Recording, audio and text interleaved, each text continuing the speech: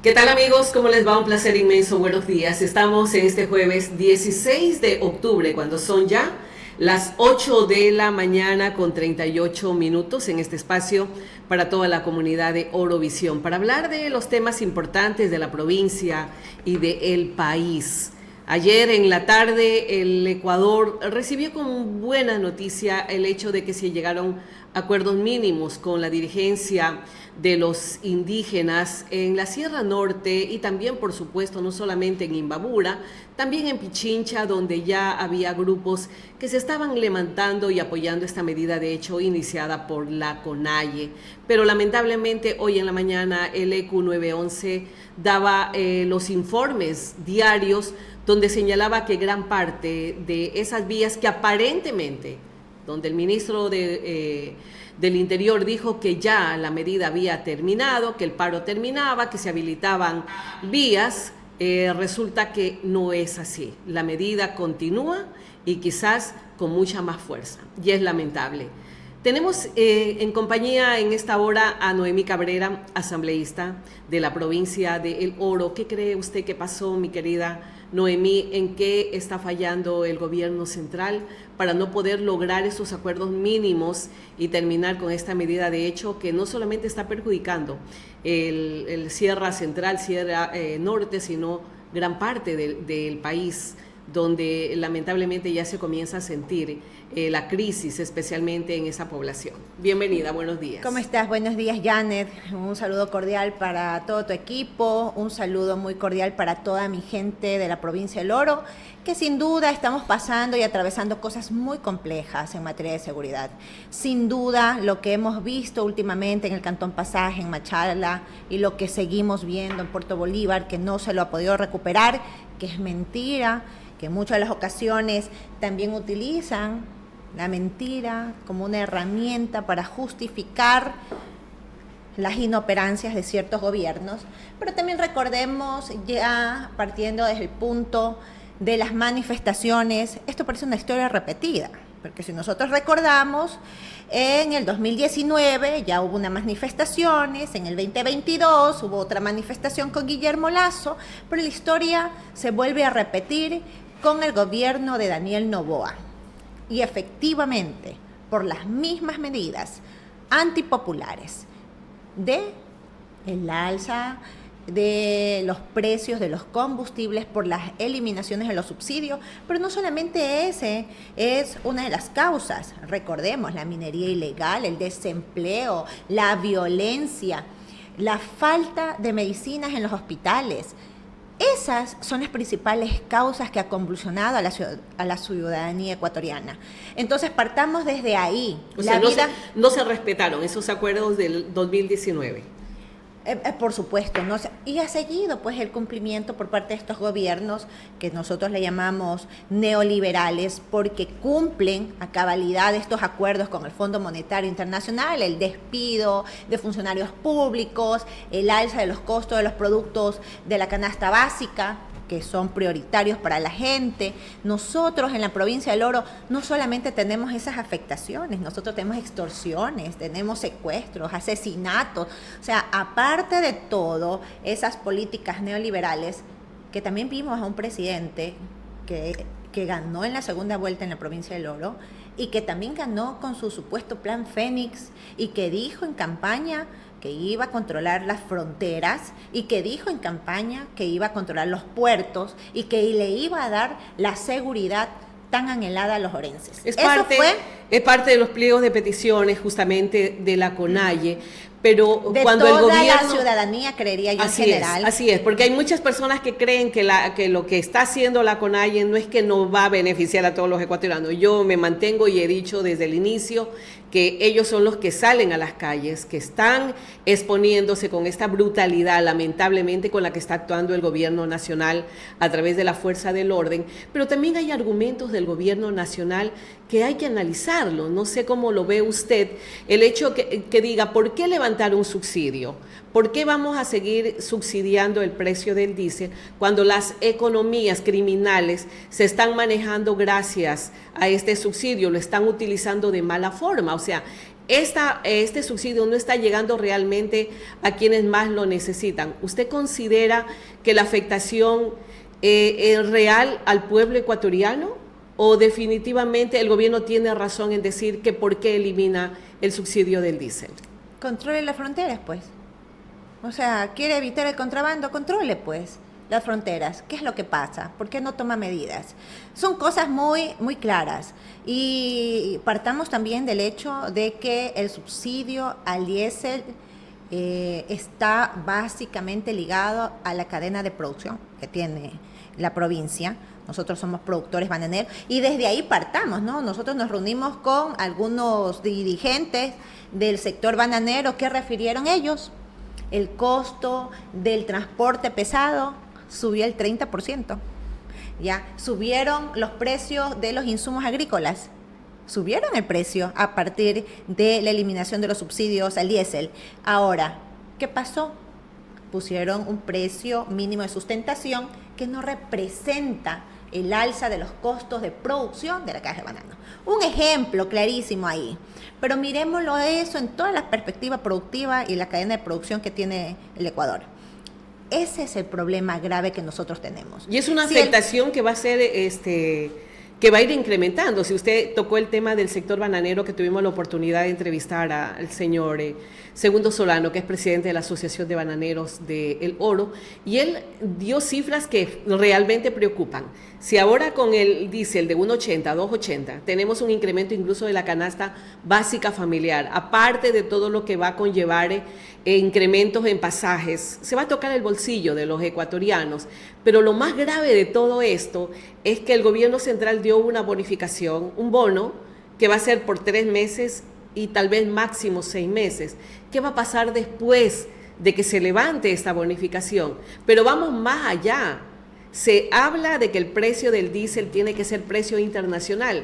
Estamos hablando que hasta el 2026 el diésel va a costar más de $4, Noemí. Entonces, ¿cuál es la situación? El hecho de que el gobierno haya llegado a este mínimo acuerdo, es decir, de congelar el precio del diésel a 2.80, es definitivamente un deseo de poder dialogar, de poder llegar a acuerdos con los ecuatorianos. Mire, yo creo que el sentir tanto mío y de muchos de los ecuatorianos es que el presidente Daniel Noboa le ha mentido al pueblo ecuatoriano, porque dijo que no iba a subir el diésel. También dijo que no iba a subir el IVA. ¿Usted cree que estos acuerdos no los va a cumplir? O sea, hay que verle, ¿no? A ver, pero hay que verle hasta cuándo. Mire, a veces nosotros dentro de la Asamblea Nacional hacemos algunas hipótesis de algunas situaciones. Esto es dilatar, resolver los problemas de los ecuatorianos. Enviar a una consulta popular para decirle un ejemplo, ¿no?, a los ecuatorianos que con eso se resuelve. Decirle a los ecuatorianos tomar medidas de la eliminación del diésel sin un plan de intervención económica para los ecuatorianos es afectar obviamente en un pueblo golpeado económica, en un pueblo lastimado por la inseguridad, por el desempleo, por la falta de oportunidades, porque los emprendimientos, mire, y ahí es otra cosa, los emprendimientos han desaparecido, y tanto es así que ya tuvimos una cooperativa que ya desapareció, porque había muchos niveles de pagos en mora, de endeudamiento, de endeudamiento de estos pequeños negocios de emprendedores, y que de pronto vendrán otras cooperativas. No sabemos cuáles son las medidas económicas que va a tener el presidente. Entonces, todas las medidas que ha tomado el presidente Daniel Noboa han sido sin planificación, sin estructura, sin saber cómo atender las principales necesidades que tiene el pueblo ecuatoriano. Y desde ahí vamos partiendo, querida Janet, con estas problemáticas. Se habla de un déficit económico en la caja fiscal, que son de miles de millones de dólares, Noemí. ¿Cuál debería ser entonces la solución? O sea, ¿qué es lo que ustedes han planteado desde su bloque de la Revolución Ciudadana justamente para decirle al gobierno, le estamos dando las herramientas, le estamos dando la legislación para que ustedes puedan reactivar la economía de los ecuatorianos? ¿Existe algún proyecto, algún plan presentado por el bloque de la Revolución Ciudadana? Mire, partamos también de ahí y pongamos en contexto. El presidente Daniel Noboa ha enviado aproximadamente 5 económicos urgentes que han sido aprobados, con la bancada oficialista evidentemente, porque nosotros sí hemos mantenido que existían algunos indicios de inconstitucionalidad en sus articulados, y que tanto fue así que la Corte Constitucional a la Ley de Solidaridad Nacional la declaró Integridad pública y de también. Integridad Pública la declaró inconstitucional. Mire, ¿cuánto tiempo hemos pasado? En ese aprobamos la ley, no aprobamos la ley y no sé qué, y hemos pasado aproximadamente 6 meses. En esos 5 Ya. proyectos económicos que usted dice que fueron aprobados. Déjeme concluir un ratito, querida Yanes. 6 meses hemos pasado en que la Corte no aprobó, que sí aprobó, que es inconstitucional. Igual la Asamblea Nacional aprobó los proyectos económicos urgentes al presidente ¿Y se Daniel están Noboa. aplicando? 6 meses han pasado. De aquí dice que ese no es el problema, que ahora tiene que enviar una consulta popular de aquí a noviembre, y de ahí que va a haber una constituyente. ¿Cuánto tiempo va a dilatar el presidente Daniel Noboa para poder atender los principales problemas que tenemos los ecuatorianos? ¿Seguirá culpando a las leyes? Porque le recordamos al señor presidente Daniel Noboa que él aumentó el 3% del IVA, y que también, así mismo, con la excusa de la atención a la inseguridad que estamos viviendo, nos ha venido metiendo la mano a los bolsillos de los ecuatorianos. Asambleísta, ¿y qué ha pasado con ese 3%? A propósito del 3% al IVA, ¿se ha presentado, se ha fiscalizado esos recursos? ¿Ustedes han solicitado para saber cuánto se ha invertido de esos más de 1.500 millones de dólares que se ha recaudado hasta el momento de ese 3%? Nosotros pedimos información, inclusive el día de hoy hemos presentado y hemos pedido a la Policía Nacional, a las Fuerzas Armadas, al señor Reinberg, que nos dé respuestas de las masacres, de los panfletos que han dejado en el Cantón Pasaje, que dé respuesta a lo que pasó en la cárcel, que nos diga qué está pasando en las fronteras, cuántos policías tenemos en las calles, cuántos déficits tenemos, cuál es el plan integral que tiene este gobierno. Pero no nos da respuesta, Janet. Nuevamente insistimos con este tema, y tanto es así que yo agradezco a la asambleísta Catherine Pacheco, que ha acogido nuestras propuestas, porque es una necesidad de los machaleños.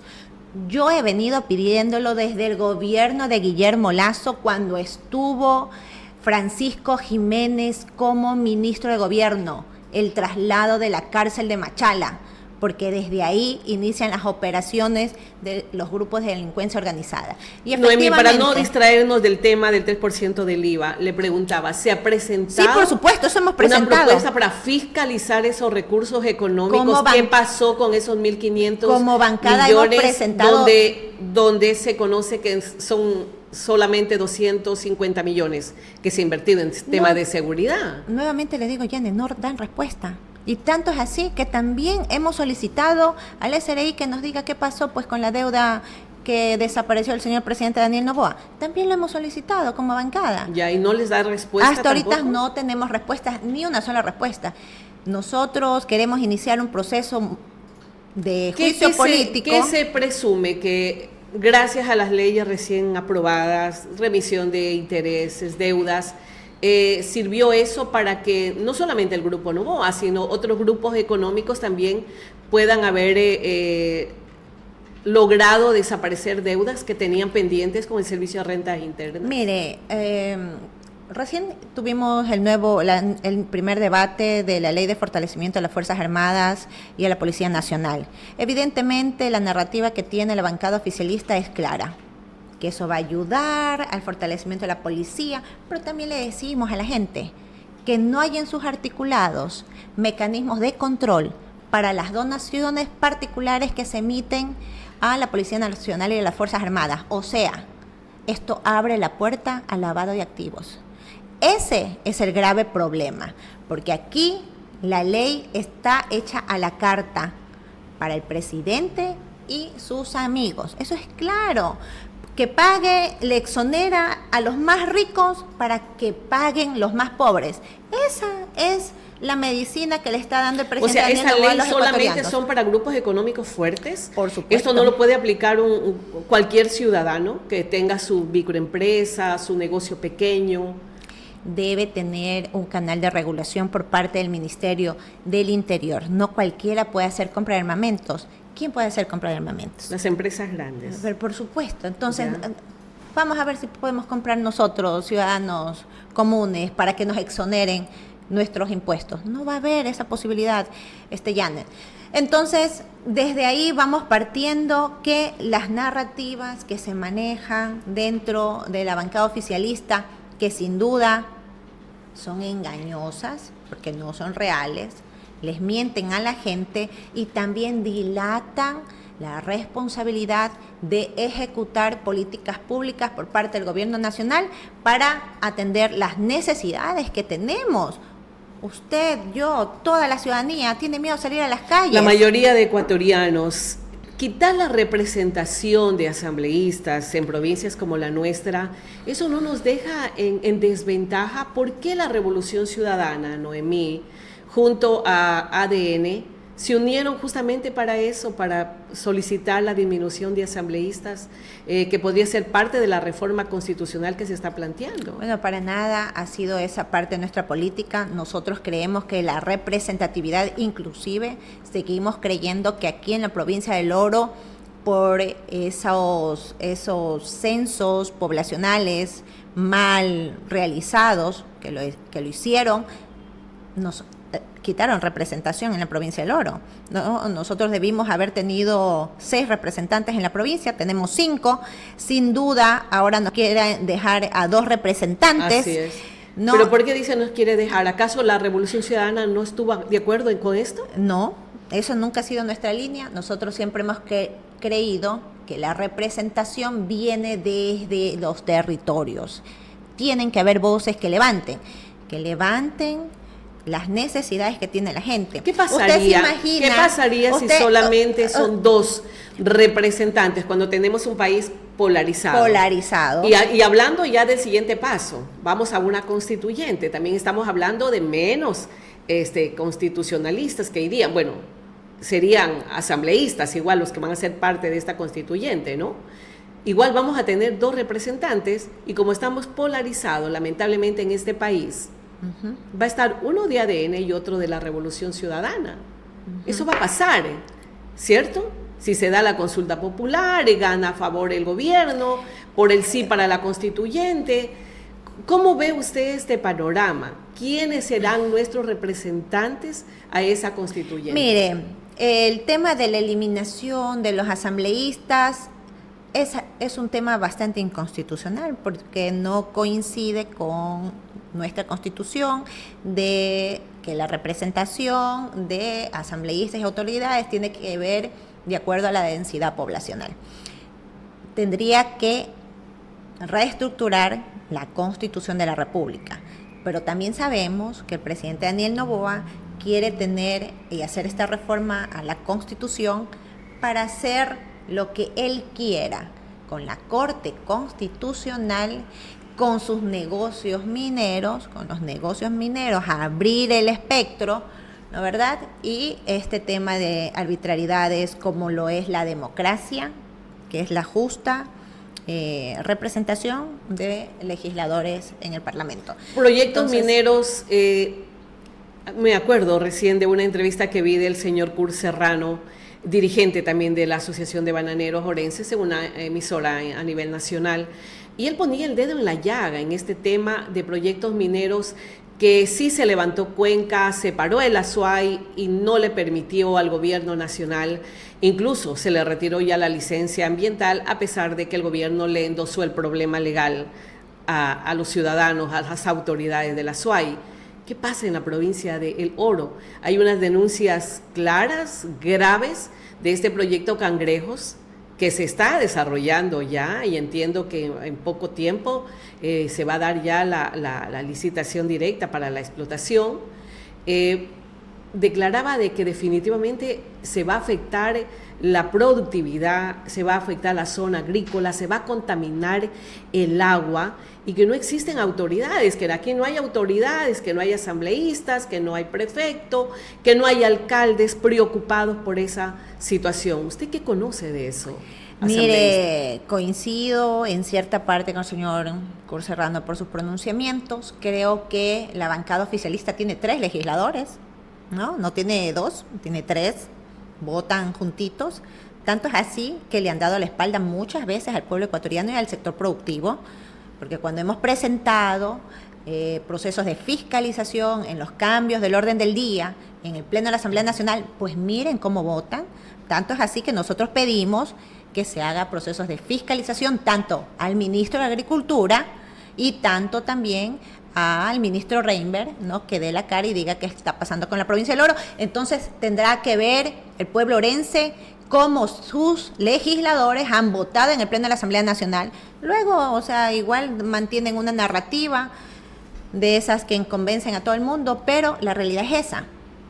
¿Qué podemos hacer? Fiscalizar, pues, reunirnos. ¿Pero qué hace el señor prefecto? Está en su, creo que pre-campaña, está bien movido en redes, pero la realidad es lo que siente la gente es que no hay la atención necesaria al sector productivo por parte del señor prefecto, ni tampoco por parte de las autoridades. Tanto es así que se veo un mutis por el foro, no lo escuchamos hablar a ellos absolutamente en ninguna de sus entrevistas, ni en ninguna de sus intervenciones sobre las verdaderas necesidades que tenemos los orenses. Si los vemos por ahí con la gente bailando, saltando, haciendo deportes, ahí abrazando, sí lo hemos visto algunas autoridades, pero no lo hemos visto resolver los problemas de la provincia del Oro.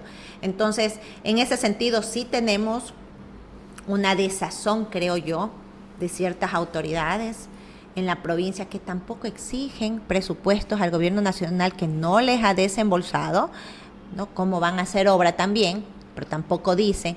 El señor prefecto es presidente del CONGOPE, ¿no? Entonces, muchas de las prefecturas a nivel nacional necesitan los recursos necesarios que él no ha exigido. Entonces, yo creo más bien que es necesario ver a las autoridades más comprometidas con la gente que les dio el voto. Ustedes como asambleístas se han acercado a la academia, a los gremios, a los colegios de profesionales para conocer sus necesidades y hablar de estos temas justamente que usted denuncia, Noemí. Nosotros hemos conversado con algunos sectores que hemos tenido la oportunidad porque los pocos días que tenemos territorio, en algunas ocasiones nos hemos quedado legislando en la ciudad de Quito. Nosotros hacemos nuestros procesos de fiscalización, hospitales, con el sector transportista, con los sectores bananeros. Tanto es así que nos reunimos con el sector bananero y productivo por el tema de Fusarium, que tampoco el señor prefecto ha hecho nada. Nosotros vimos a la prefectura del Guayas, donde la prefecta Marcela Guiñaga hizo un proceso de desinfección al ingreso y salida de la provincia, pero nosotros no vemos eso en nuestras fronteras cuando teníamos la alerta de que Fusarium estaba en Perú. Y nunca hubo una atención, ni por parte del ministro de Agricultura, que es orense, ni tampoco por el señor prefecto de la provincia del Oro. ¿Y cuál es la realidad que tenemos? Ya tenemos contaminado producciones bananeras. Santa Rosa, ya está confirmado el tema del Fusarium. Entonces, mire, son situaciones muy complicadas, no solo en materia de seguridad, sino también en la atención productiva de nuestra provincia, porque nosotros somos productores, bananeros, cafetaleros, cacaoteros, o sea, nosotros tenemos producción, pero no le estamos dando el interés necesario que requiere nuestra provincia. Hay otros temas también que preocupan a la comunidad y no puedo dejarle de preguntar, estimada asambleísta, la eliminación de la tasa de basura en el cobro de la planilla de energía eléctrica. ¿Cómo lo ven ustedes? ¿Cómo apoyar justamente la preocupación que existe en más de 80 municipios del país, donde usted sabe que la recolección de basura es sumamente elemental? El hecho de no hacerlo es meterse con la salud y la vida de las personas. ¿Cuál es su punto de vista de esto? Mire, yo creo más bien No sé cuál fue la función que hicieron, porque yo vi ahí a un ex legislador y a un legislador que el uno decía que eso es mi trabajo, el otro decía eso es mío. La verdad, yo creo más bien, si no está el cobro en una planilla, ¿quién va a pagar la planilla de la recolección de basura? ¿Cómo vamos a hacer si tanto hemos exigido que se haya un proceso de la basura, que sea un poco más salubre la ciudad, buscar estos mecanismos de protección al medio ambiente? ¿Cómo pueden o cuál va a ser la alternativa que le dan para que esto pueda ser atendido? ¿Deben hacer desde un proyecto de ley regular esas actividades, a pesar de que estamos hablando de gobiernos seccionales? Mire, como lo digo, en muchas ocasiones en el Pleno de la Asamblea Nacional les conviene atender los temas de los GATS cantonales y provinciales, y en ciertos temas no les conviene. Tratan unos, no tratan otros.